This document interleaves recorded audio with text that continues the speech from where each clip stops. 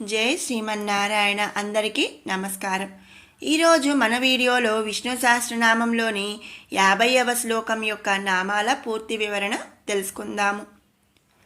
స్వాపన స్వపసో వ్యాపీ నైకాత్మా నైకకర్మకృత్ వత్సరో వత్సలో వత్సీ రత్నగర్భో ధనేశ్వరః.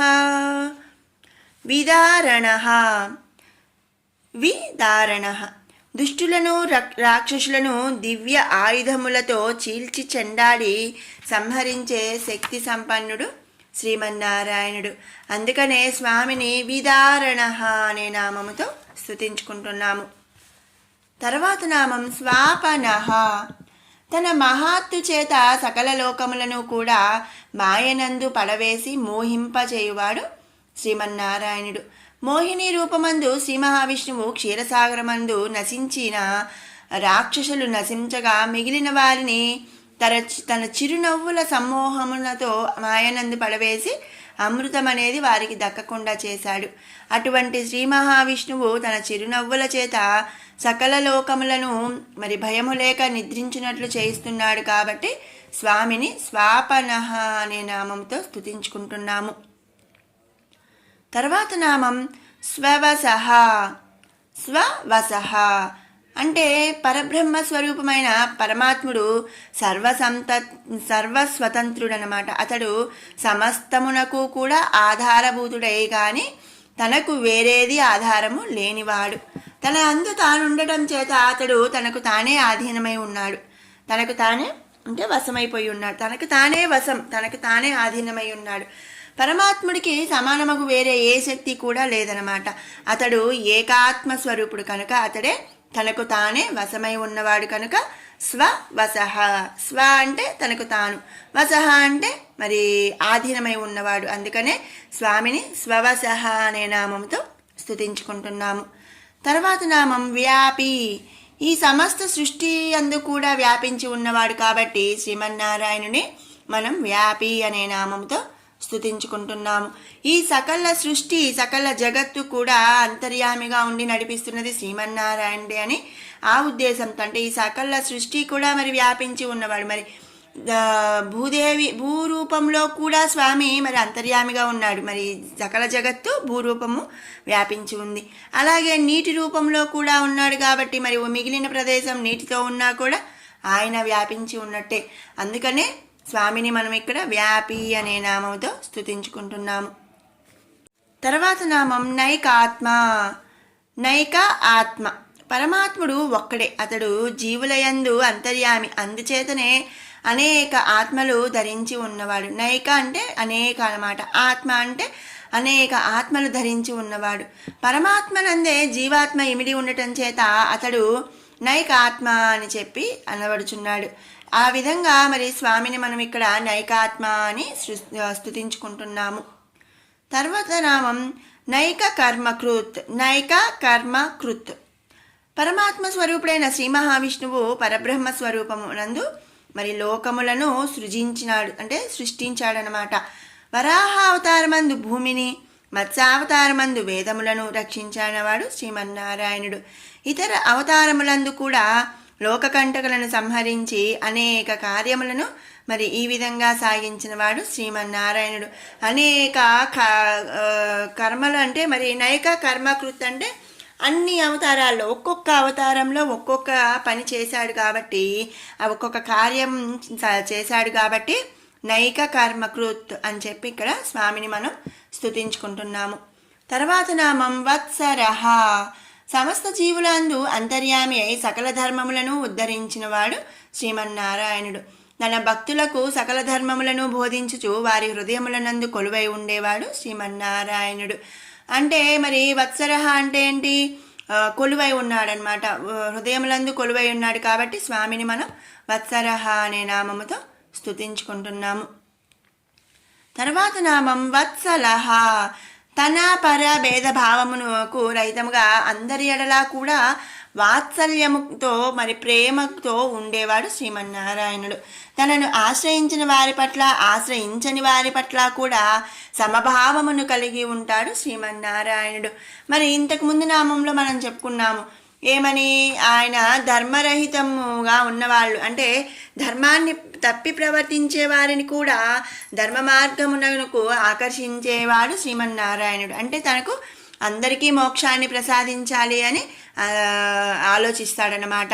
అంటే తన పరాభేదం అనేది లేదు. అందుకనే స్వామిని అంటే మరి మనుషులనైతే ఒక రకంగా, దేవతలనైతే ఒక రకంగా చూడాలి, లేకపోతే మరి ఇంకొకటి అనేది ఆయనకు అలాంటి భావం అనేది లేదనమాట. అందరి పట్ల కూడా ఆయన స్వామి ప్రేమ వాత్సల్యములతో ఉంటాడు. అందుకనే ఇక్కడ శ్రీమన్నారాయణుడిని వత్సలహ అనే నామముతో స్తుతించుకుంటున్నాము. తర్వాత నామం వత్సి. ఈ సృష్టి నందు సకల ప్రాణులకు మూలధారము పరమాత్ముడే కనుక 84 కోట్ల ప్రాణుల యొక్క ఆత్మలు కూడా అతని వర్గమే అన్నమాట. అందుకనే స్వామిని మనం ఇక్కడ వత్సి అనే నామముతో స్తుతించుకుంటున్నాము. తర్వాత నామం రత్నగర్భ.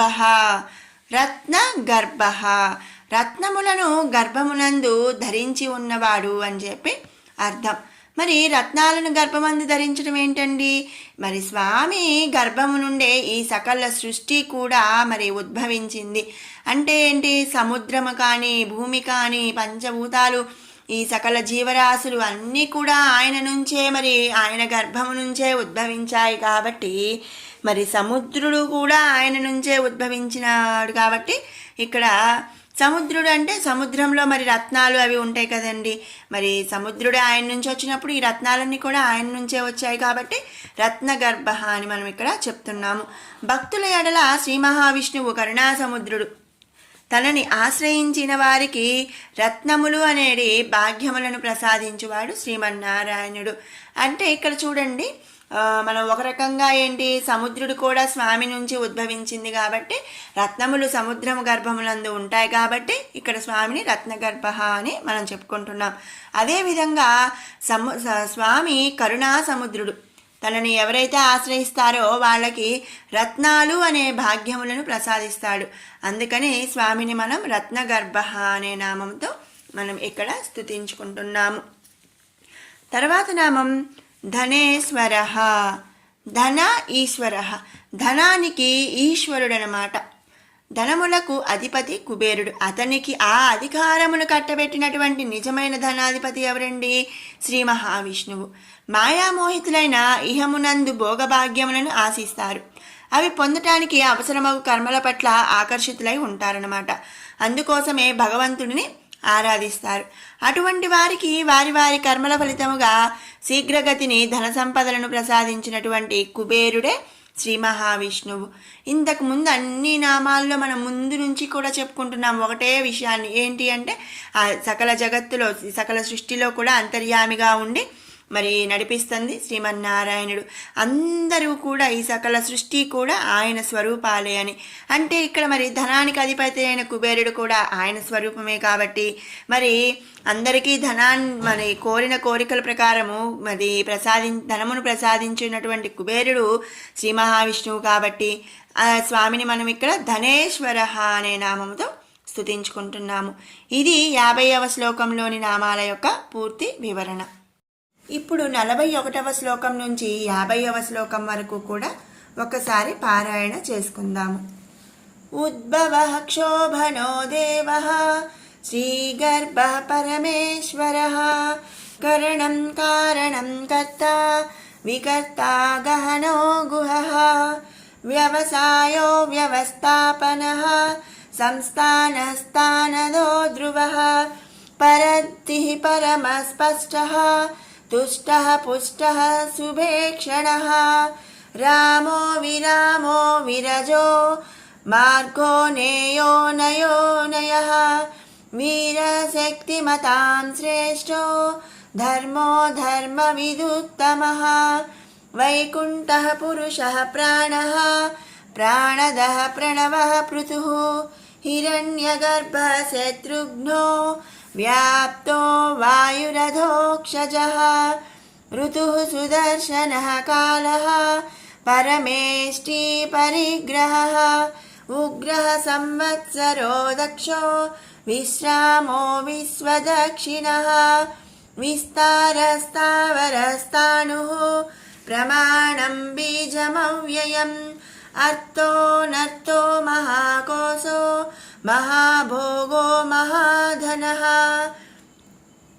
अनिर्विण्णस्तविष्टो भूत् धर्मयूपो महामुमकः नक्षत्रनेमिर्नक्षत्री क्षमः क्षामः समीहनः यज्ञयुज्यो महेज्यश्च क्रतुः सत्रं सतां गतिः सर्वदर्शी निवृत्तात्मा सर्वज्ञो ज्ञानमुत्तमम् सुव्रतः सुमुखः सूक्ष्मः सुघोषः सुखदः सुहृत् मनोहरो जितिक्रोधो वीरबाहुर्विदारणः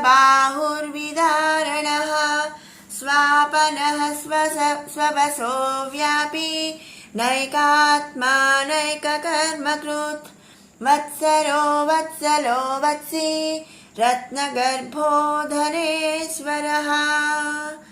ॐ श्रीमन्नारायणाय नमः।